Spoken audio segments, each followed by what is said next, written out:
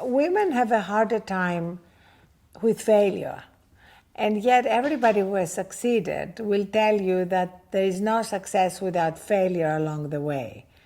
And I know in my own life I've had plenty of failures, but once you succeed, people forget about your failures. So I think successful people should talk more about their failures, especially to women, because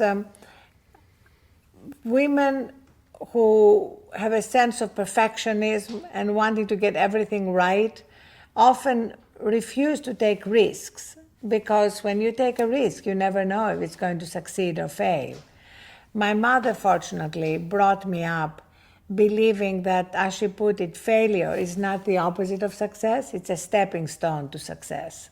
It's the same for men and women. What happens is that the world of work has been designed by men. And now I think women have a great opportunity to change it. Men, of course, are participating in this change, but this world of work, the way it's designed right now, fueled by stress and burnout, takes a particularly heavy toll on women, because women internalize stress differently.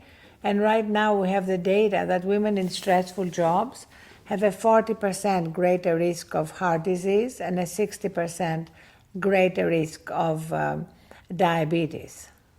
I think it will be very important for companies to change the culture of workplaces so that employees, both men and women, are not expected to be always on.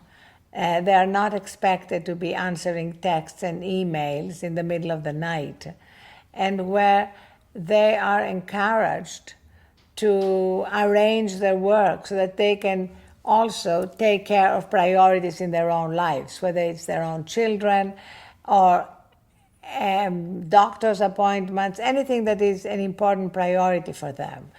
Otherwise, it's going to be much harder for women to stay in the workplace and rise to the top, because they remain the primary caregivers for children, even though this is changing.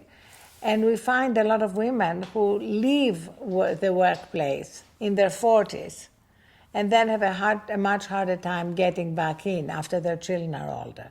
So by changing the workplace, which is the goal of my new company, Thrive Global, to encourage flexibility, to encourage learning to disconnect from technology and setting boundaries, I feel it's going to be much easier for women to stay in the workplace and rise to the top.